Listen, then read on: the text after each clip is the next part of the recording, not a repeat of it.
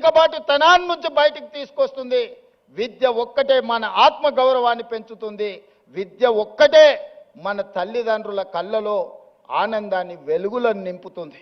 ఆ విద్య నాణ్యమైన విద్య, సాంకేతిక నైపుణ్యంతో కూడుకున్న, శిక్షణతో కూడుకున్న సాంకేతిక నైపుణ్యాన్ని ఇవ్వాలనుకున్నాం. కుల వివక్షను తొలగించాలి అనంటే ఎస్సీ హాస్టల్ ఒక దగ్గర, ఎస్టీ హాస్టల్ ఇంకొక దగ్గర, మైనారిటీ హాస్టల్, బీసీ హాస్టల్ వేరే వేరే ఊరు బయట కట్టిన తర్వాత ఆ ఎస్సీ హాస్టల్లో చదువుకున్న యువకుడి మైండ్లో ఏముంటుందో ఒక్కసారి ఆలోచన చేయండి. మేము ఎస్సీలం, దళితులం కాబట్టే కదా ఊరు బయట మాకు బడి పెట్టిరని అనుకుంటున్నారు. మేము ఆదివాసులం, గిరిజనులం కాబట్టే కదా ఇసిరేసినట్టు మమ్మల్ని ఎక్కడనో పెట్టినరు అనుకుంటున్నారు. బీసీలు, మైనారిటీలు కూడా అదే ఆలోచన.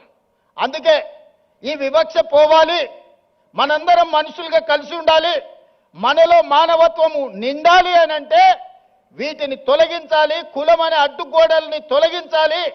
అందుకే young India integrated residential schools SC, ST, BC, minority, upper caste అందరూ కలిసి చదువుకునే విధంగా 100 నియోజకవర్గాలలో each residential school in 25 acres campus 200 కోట్ల రూపాయలు ఒక్కొక్క పాఠశాలకి ఇచ్చి ఈ కులం అనే అడ్డుగోడల్ని తొలగించి అందరు కలిసి కట్టుగా 2500 నుంచి 3000 మంది స్టూడెంట్స్ ఒక్కొక్క పాఠశాలల్లో దాదాపుగా 100 నియోజకవర్గాలలో 2.5 నుంచి 3 లక్షల మంది విద్యార్థులు ఒక్క దగ్గర కలిసి చదువుకునే విధంగా ఈరోజు ఆ వివక్షను తొలగించడానికి యంగ్ ఇండియా ఇంటిగ్రేటెడ్ రెసిడెన్షియల్ స్కూళ్ళను మనం ప్రారంభించుకున్నాం.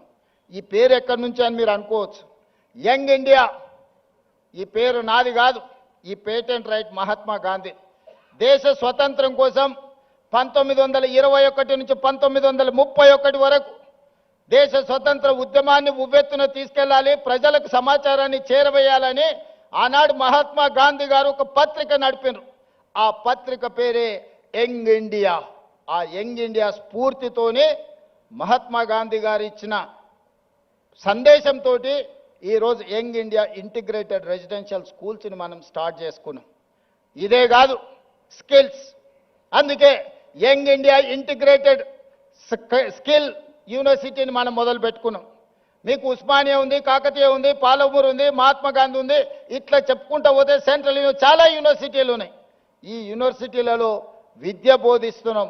అవసరమైన సాంకేతిక నైపుణ్యాన్ని బోధించడానికి ఒక యూనివర్సిటీ ఉండాలని ఆలోచన చేసి యంగ్ ఇండియా స్కిల్స్ యూనివర్సిటీని దేశంలోనే మొట్టమొదటిసారి పబ్లిక్ ప్రైవేట్ పార్ట్నర్షిప్లో Anand Mahindra, Apollo hospitals, Reddy labs, లేకపోతే ఇట్లాంటి ఎంతో మంది నిష్ణాతులు, ఒక దేవయ్య గారు డాక్టర్గా వరంగల్ దళితుడు ఈరోజు అమెరికాలో ఎంత ఉన్నత స్థానానికంటే అతని ఆస్తి, అతని పిల్లల ఆస్తి లెక్కేస్తే ఒక 4-5 లక్షల కోట్ల రూపాయల ఆస్తి ఉండొచ్చు.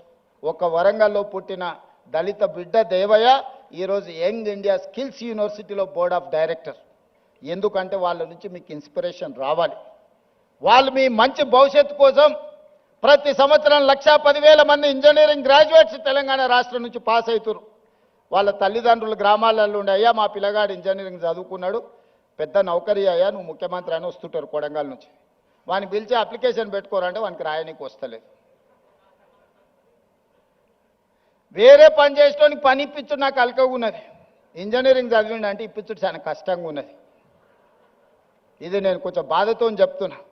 సర్టిఫికెట్ అయితే వచ్చింది కానీ సాంకేతిక నైపుణ్యం లేదు. అందుకే యంగ్ ఇండియా స్కిల్స్ యూనివర్సిటీ ప్రారంభించి ఆ పిల్లలకు శిక్షణ నైపుణ్యాన్ని ఇచ్చి వాళ్ళని ప్రయోజకులను చెయ్యాలి. ఈరోజు సమాజంలో డిమాండ్ ఉంది కానీ సప్లైలో ఉన్నారు కానీ సమానమైన నైపుణ్యం లేదు. అందుకే యంగ్ ఇండియా స్కిల్స్ యూనివర్సిటీని ప్రారంభించినాం. ఒలింపిక్స్లో మీరు చూస్తున్నారు, చిన్న చిన్న దేశాలు ఎన్నెన్నో గోల్డ్ మెడల్స్ తెస్తున్నాయి. మన దేశానికి ఎప్పుడు అందులోకి పోయేటానికి కూడా వస్తలేదు. టీవీ కాడ చూసి సప్పట్లు కొట్టే సినిమాలో నేను చూసిన సునీల్ గవాస్కర్, సచిన్ టెండూల్కర్, గచ్చిబౌలి దివాకర్ అని బ్రహ్మానందం డ్రెస్ వేసుకొని కూర్చుంటాడు. చెప్తుంటాడు సునీల్ గవాస్కర్, సచిన్ టెండూల్కర్ నన్ను తొక్కేసిండ్రు, అందుకే నేను ఇక్కడ డ్రెస్ వేసుకొని క్రికెట్ ఆడతానని టీవీ ముందర అందరిని కూర్చోబెట్టి డ్రెస్ వేసుకొని అందరికీ గొప్పలు చెప్పుకుంటుంటాడు. నేను కూడా గచ్చిబౌలి దివాకర్ని అని. అట్లనే మన స్కిల్స్ విషయంలో కూడా మన నేతలు మాట్లాడుతుంటారు, ఇక వచ్చే గోల్డ్ మెడల్స్ అని, అయిపోయి నాకు ఒక్కడు కనిపిస్తలేడు. అందుకే 2036లో ఒలింపిక్స్లో గోల్డ్ మెడల్స్ సాధించాలి అంటే మన నైపుణ్యంతో కూడుకున్న చిన్న పిల్లల్ని 10 ఏళ్ళు 11 ఏళ్ళు ఉన్నప్పుడే వాళ్ళ యొక్క నైపుణ్యాన్ని గుర్తించి మట్టిలో మాణిక్యాలను వెలికి తీయాలి. 10-12 ఏళ్ళు శిక్షణ ఇస్తే గానీ ఒలింపిక్స్లో ఒక గోల్డ్ మెడల్ సాధించలేడు. అందుకే వాటి కోసం ఈనాడు యంగ్ ఇండియా స్పోర్ట్స్ యూనివర్సిటీని మనం ప్రారంభించుకున్నాం.